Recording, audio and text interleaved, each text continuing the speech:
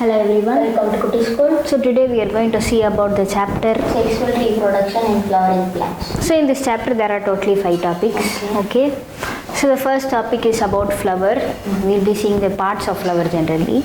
And the second topic is pre-fertilization, structures and events which are occurring in pre-fertilization. 3 subtopics. Okay. The first one is stamen, Microsporangium and pollen grains, which all comprises the male gamete, and pistil, Megasporangium and embryo sac, which all comprises female gamete, and then pollination. Okay.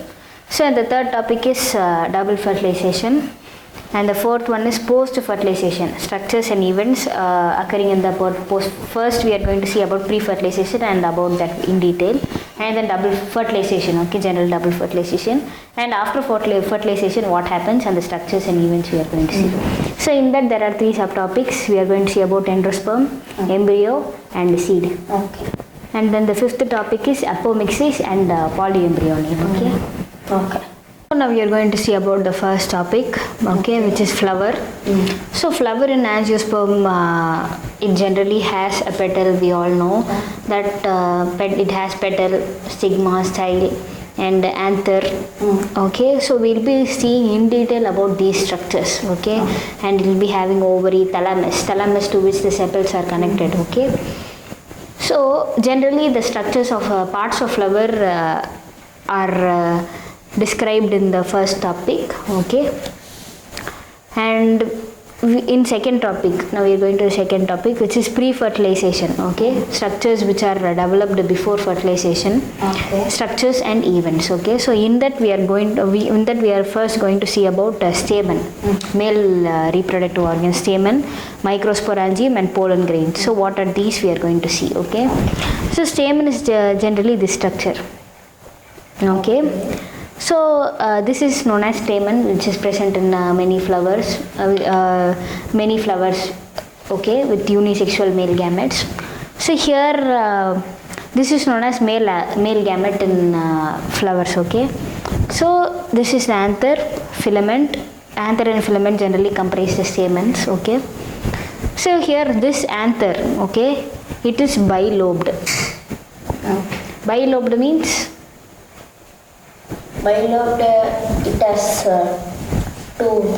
it has 2 lobes. Okay, so 2 lobes are generally, this is one lobe and this is one lobe. So the cross section of this one, okay, the cross section of this one is that one. Okay, if you see in the top, you cut it and see in the top. Okay. Okay, so bilobed is generally, this is one lobe, this is the other lobe. Okay, so it is bilobed.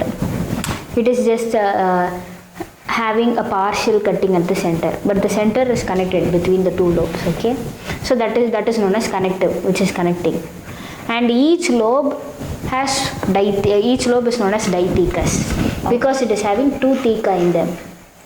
Okay, what is theca? These 2 are theca. Yes. So those 2 thecas are present in that in each lobe. Okay, so it is bilobed, and therefore in a pollen grain, in anther there are totally 4 thecas. 4 thecas and 2 lobes and one connective which is connecting.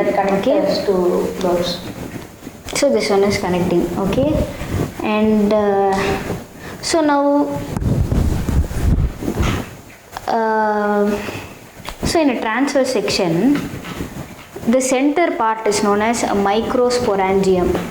Okay, in the initial stage it is known as sporogenous tissue. Okay. So this one is known as microsporangium. Okay. So now when we see the structure of microsporangium, now it has outer epidermis. Okay, it has outer. So this microsporangium is this one. Okay. It has outer epidermis. Okay, this one is epidermis. So it's divided into 4 parts. Which one? This comes under one part, this comes under in 2 parts. It is divided into. Why it is divided into 4 parts? You are saying this is epidermis for only fully. Fully it is. I thought only for this. No, we are just seeing the structure of that one, how it is going inside. Okay, inside how it is going. So first the layer is known as epidermis. Okay, and the second layer is known as endothecium. Okay, and after that there are many layers known as middle layers. Okay, and then after middle layers there is one tissue called tapetum. That is surrounding the epica.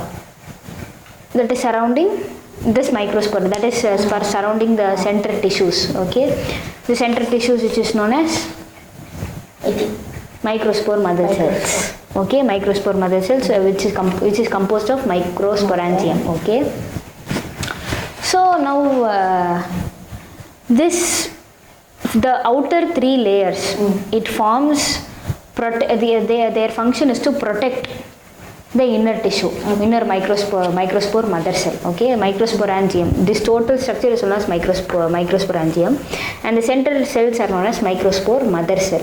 Okay, so it is known as microspore mother cell because it only produces pollen grains. Okay, so the outer three layers. What are the outer three layers? Which three layers are here? From outside to inside, the first Here, three layers. From here. From outside to inside, yes. Epidermis, endothelium, and the middle layers. Middle layers. So middle layers. So these three are generally protect the inner tissues, microspore mother cell, tapetum. Tissues and the connector, it protects these layers only. Yes. Okay. These protect and these help in dehiscence of the anther. Dehiscence. It will separate. No, dehiscence is nothing but the opening of these tissues leads the anther to the top of the leads to the pollen grain. So dehiscence of the anther is nothing but the opening of the anther. It splits into two. It does not split into two, just it opens. It is like bursting. Okay, after the pollen grain, after the microspore mother cell releases pollen grain, so this pollen grain are released by the dehiscence of anther. Dehiscence is nothing but the bursting of this anther. Okay, just how the pollen grains are produced. It is inside. How it is produced? How it will come out? So that is known as dehiscence of anther. So these outer layers perform that function of opening. Okay. So they protect and they help in dehiscence of anther, outer three layers. Okay. And now this after the three layers, the fourth layer, which is tapetum. Okay, it nourishes the inside microspore mother cells. There's microsporangium in microsporangium. This tapetum is a tissue. It nourishes, it gives nutrients to that microspore mother cells. Okay. So and it also nourishes the pollen grains also, which is coming out from the microspore mother cells centrally. So this tapetum, okay, it has more than one number of nucleus. Okay, it has more than one number of nucleus and it has dense cytoplasm. Okay, in order to nourish those cells. Okay, can you understand? It is nourishing microspore mother cells which is present inside. Initially, it will be present as sporogenous tissue and then it will develop into microspore mother cell. Okay. So here there is a process called microgenesis. Okay, so by bilobed anther, diaticus. So there is microsporangia which is present in the center, which is also known as microspore mother cell. This produces pollen sacs. Inside that pollen grains will be present. Okay. The structure of microsporangium. Okay. The structure of microsporangium will have sporogenous tissue in the initial stage. Okay. So now at the young stage, sporogenous tissue will be present. Okay, after maturing, it will become microspore mother cells. Okay, so when these microspore mother cells, when they produce microspore tetrad, it is known the function is known as microsporogenesis. Okay, so how it produces microspore tetrad? By meiosis. So each cell, microspore mother cell, okay, microspore mother cell or microsporangium, each the structure of microsporangium is nothing but the total central tissue. Microspore mother cells is many number of microspore mother cells constitute to form microsporangium. Microsporangium is a big tissue. Inside the microsporangium, there are many microspore mother cells. Many microspore mother cells join to produce microsporangium. All together, it is formed microsporangium. Okay. It does not produce anything. all together, all microspore mother cells together, it is known as Microsporangium. Okay, so initially it is in the sporogenous tissue, and after that it develops into Microsporangium. Okay, so each cell, each microspore mother cell, each cell undergo meiosis division. Okay. So meiosis division leads to the production of 4 cells. 4 cells, okay. So 4 cells it produces in meiosis. We have already seen in the cell division and cell cycle. Okay, in meiosis it is reduction division. It produces 4. So now it is 2. It is containing 2 in a number of chromosomes. So it is reduces, and now each cell. How it is produced? Mitosis. Mitosis. Mitosis is equational division. It produces only 2 cells. Mitosis. Okay. It produces only 2 cells with 2n number of chromosomes because it is equational division. It's the same number of chromosomes is transferred here. Okay, but in meiosis it is reduction division. It produces 4 cells. Each if the parent cell is having 2n number of chromosomes, each cell will have n number of chromosomes. Okay, so it produces 4 cells when it undergo meiosis. So each microspore mother cell. Okay, so that one is this process of forming 4 cells from microspore mother cell is known as Microsporangenesis. Okay, so each cell in meiosis produces 4 cells. Okay. Okay, so each microspore mother cells in the Microsporangium, it gives rise to 4 cells. Each one gives 4 cells. Okay, so therefore initially, for example, if a pollen grain, has 10 microspore mother cells, after maturation and production of pollen grains, how much? 4n. Wait, how much number of pollen grains will be present in this one? 10 is there here. Yeah, 10 microspore mother cell. 10 microspore mother cells are present in this anther. Okay. How much pollen grains will be present in this anther? 40. Very good, 40. Because each one produces 4 cells. Okay. So this one, so since it is producing 4, it is known as microspore tetrad. Okay, now it is known as each one is known as microspore tetrad. Okay, so which forms the pollen grains. So each microspore tetrad is a pollen grain. Okay, so that is what is this one.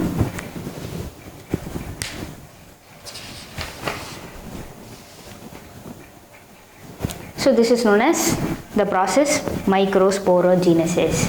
Very, very important. Microsporangenesis. Okay. So next we will see about pollen grain. After forming pollen grains, okay, so now we are going to see the pollen grain structure. How is the structure of the pollen grain? Okay, so generally these pollen grains are known as male gametophytes. Okay, it is produced from male sex organ and it's known as male gametophytes. Okay, so these pollen grains are generally seen in this hibiscus where that yellowish color so that is known as pollen grains. So these pollen grains vary in diameters, okay, like 25 to 50 micrometers in diameter. Okay, micrometer 10 to the power minus 6 meter. 25 to 50 micrometers. Okay, and it has an outer wall made up of exine. Outer wall made up of exine. Okay, so this exine is made up of sporopollenin. It's made up of a material called organic material, sporopollenin. It is very, very most resistant material, resistant for many insects and everything. So this exine, which is made up of sporopollenin, it does not get easily damaged. It can be retained in the pollen grain for many years. Yes. Okay. Yeah. Okay. It can withstand high temperature. Okay. It can withstand strong acids and whatever if you put in that it can withstand. Okay. So this exine is so no enzyme have not still found that is degraded by this no enzyme. Okay, no enzyme that is not no enzyme has found to degrade this exine. No enzyme cannot, any enzyme cannot degrade this exine because of the presence of sporopollenin. It is very, very resistant material. Okay, for any enzymes also. any enzyme still now discovered, it cannot degrade this sporopollen. Okay, so it is most resistant with withstand high temperature and everything. So these sporopollen, that is this exine, have some germ pores. Okay, have some pores. Okay, so these pores are generated due to these pores are generated where after the maturation of pollen grain, the pollen tube has to come out. So in order to the arrival of pollen tube, this itself generates germ pore. Okay, it paves the way for the pollen tube. Okay, that's all. And this is the outer layer exine, and it has an interlayer called intine. Okay, so this intine is composed of pectin and cellulose, pectocellulose substance. Okay, so intine is composed of pectocellulose, where exine is composed of sporopollen. So this intine, which is composed of pectocellulose, it is a continuous layer. It does not have any gaps. Okay. It does not have any gaps in them. Okay, so now so the cytoplasm of pollen grain is covered by a plasma membrane. Okay, and so this is the initial stage after the when it is generally when the pollen grain has started to forming, it will become like this. First stage. So after that it forms some vacuoles and the nucleus of the pollen grain develops. So there is 2 layers here. Yeah, here also 2 layers only. Okay. So the nucleus develops and it forms vacuoles. Okay, and here also the vacuole is present. Here the second stage of this pollen grain contains a little large amount of nucleus, and 2 vacuoles also develops in these pollen grains. Vacuole means Vacuole, water containing substance. water containing substance. So and after this the pollen grain, after this in the pollen grain the nucleus is present, right? So this nucleus start to divide. Okay, start to divide, and after that it forms 2 cell stage. Okay, so one cell is present in a large amount of fluid. Okay, that cell is known as vegetative cell. Okay. And the other cell which is present inside a tissue, okay, which is separated lightly, so that cell is known as generative cell. So mostly pollen grains are released in this 2 celled stage, that is vegetative cell and generative cell. Why is it separating? Yeah, it is separating. Vegetative cell is nothing but the cell which gives nutrients to the generative cell. Generative cell is nothing but it develops into male gametes. Okay, generative cell develops into male gamete, where vegetative cell provides nutrients. Okay, so most of the pollen grains are produced are weathered at the 2 cell stage, which is the vegetative cell and generative cell. And some pollen grains are released in the 3 celled stage, where generative cell is divided into 2, which makes 2 male gametes. Okay, 2 male gametes are released here. Okay, so that is 3 celled stage, 2 male gametes and 1 vegetative cell. Okay, so this is generally the structure of pollen grains, and we have seen about exine, intine, sporopollen and pectocellulose, which sporopollen consists of exine, pectocellulose which is present in the intine. So that all we have seen. Okay. So and now so this pollen grains sometimes they cause allergies. Okay. Okay, they cause severe allergies and to humans allergies and bronchial affections. So it goes like inside our nose. Okay. so some allergies will be happened. So and it causes some respiratory disorders like asthma, okay, bronchitis and etc. Okay, sometimes it causes asthma also when it is very allergic to pollen grain. The flowers so much. In some people it occurs, but in some people it does not occur according to the immunity level. Okay. So Parthenium is a variety of carrot grass. Parthenium is also known as carrot grass. Okay, so it was introduced to India, okay, as a contaminant of wheat. Okay, so this Parthenium came to India as a contaminant of wheat, and it causes several pollen allergies. This Parthenium, or also known as carrot grass. Okay, like asthma. It is imported along with the wheat. Okay, it causes several pollen allergies. Okay. Okay. So the next one is pollen viability. So before going to pollen viability, these pollen grains, okay, have these pollen grains are rich in many nutrients. Nutrients required for us. Nutrients which is not necessarily required for us. It is rich in many nutrients. Okay, and we can also take it as food supplements. Okay, like these tablets, like tablets and medicines and etc. So like pollen tablets and pollen supplements, food supplements. So everything are established from these pollen grains. Okay, are produced from these pollen grains, and pollen syrups. So everything is done with it, and pollen milkshake, energy shake. So everything is done to increase our energy level. Okay, so mainly athletes and race horses. To athletes and race horses, it will be given. It's like glucose. It gives us more energy. Okay. So that is it is taken as food supplements and everything. So the next one is pollen viability. So what is pollen viability generally? Pollen viability. Pollen viability is nothing but pollen grains released. Okay. So the time period which makes the pollen grain is still viable. So after that one, it is not viable. After some time period, the pollen grains are not viable. Why is it becoming viable? No, already it is viable only. After the pollen grains are released, it is viable. But after some time, it is not viable. So what is the difference between viable and not viable? Viable is nothing but when the pollen grains release, they reach the stigma, okay, and they produce fertilization, okay. So and they fuse with the egg cell and produce ovules and fruits and everything. That is viability of pollen grains. What is non-viable? So non-viable is nothing but the pollen grain is not, it is like alive or alive and dead.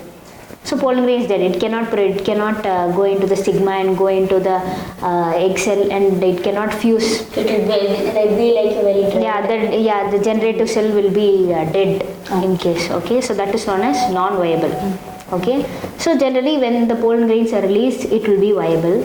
After some time, it will become non-viable. So that is known as viability. The time period in which the pollen grain the time period in which the pollen grain attains before viability and the starting stage is known as viable period of pollen grains.